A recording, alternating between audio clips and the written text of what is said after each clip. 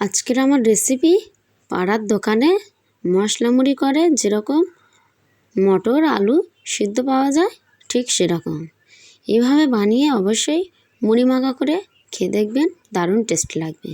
তাহলে চলুন শুরু করা যাক পুরো রেসিপিটা। অবশ্যই ভালো লাগলে লাইক শেয়ার কমেন্ট করে সাবস্ক্রাইব করে পাশে থাকবেন। তাহলে চলুন পুরো ভিডিওটা শুরু করা যাক। প্রথমে একটা প্রেসার কুকারে টুকরো করে রাখা 3টে আলু আর কিছুটা পরিমাণে প্রায় 200 গ্রাম মতন মটর নিয়ে জল দিয়ে লবণ দিয়ে হলুদ দিয়ে 4টে সিটি মেরে নিতে হবে। 4টের বেশি মারলে অবশ্যই মটরটা বুঝে মারতে হবে, বেশি নরম করে ফেললে আবার গলে যাবে, ভালো লাগবে না। সিটি মারা হয়ে গিয়েছে। তারপর একটা কড়াইয়ে অল্প পরিমাণে তেল দিয়ে তেলটা খুব ভালো করে গরম করে নিতে হবে। খুব ভালো করে তেলটা গরম করা হয়ে গিয়েছে। এবারে তেলের মধ্যে দিয়ে দিতে হবে কিছুটা পরিমাণে পেঁয়াজ কুচি। পেঁয়াজ কুচিটা দিয়ে খুব ভালো করে হালকা ব্রাউন করে ভেজে নিতে হবে পেঁয়াজটা।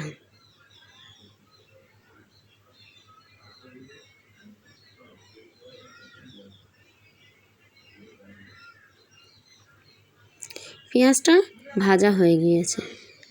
এবারে ওর মধ্যে অ্যাড করে দিতে হবে অল্প আদা রসুনের পেস্ট দিয়ে আবারও পেঁয়াজের সাথে খুব ভালো করে মিশিয়ে নিতে হবে।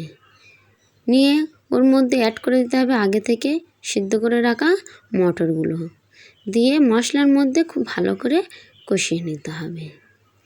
তারপর ওই আলুগুলো যেগুলো মটরের সাথে সিদ্ধ করা হয়েছিল সেইগুলো একটু বড় বড় পিস করে মটরের সাথে দিয়ে খুব ভালো করে মিশিয়ে নিতে হবে। আর ওর মধ্যে দিয়ে দিতে হবে 3-4টে কাঁচা লঙ্কা। আর ওর মধ্যে অ্যাড করে দিতে হবে লঙ্কার গুঁড়ো, হলুদের গুঁড়ো আর অল্প পরিমাণে লবণ। লবণটা অবশ্যই বুঝে দেবেন, মটর সিদ্ধ করার সময় লবণটা দেওয়া হয়েছিল। দিয়ে খুব ভালো করে কষিয়ে নিতে হবে। আর আলুগুলো খুন্তি দিয়ে এভাবে হালকা করে ভেঙে নিতে হবে, নিলে অবশ্যই টেস্ট হবে দারুণ। আর একবার বাড়িতে বানিয়ে কমেন্ট করে জানাবেন কেমন হয়েছে। আশা করছি ভালো লাগবে। পুরো ভিডিওটা দেখে লাইক শেয়ার কমেন্ট করবেন আর ফেসবুক থেকে দেখলে অবশ্যই ফলো করে দেবেন। বলতে বলতে হয়ে গেল আমার মটর আলুর রেসিপি। আর ছড়িয়ে দেওয়া হলো জিরে মরিচ ধনিয়ার গুঁড়ো দিয়ে আবারও খুব ভালো করে মিশিয়ে নেওয়া হচ্ছে। সাথে অল্প পরিমাণে চাউমিনের মশলা দিয়ে দেওয়া হলো। এটা দিলে অবশ্যই টেস্ট হবে দ্বিগুণ। দিয়ে আবারও খুব ভালো করে মিশিয়ে নেওয়া হলো।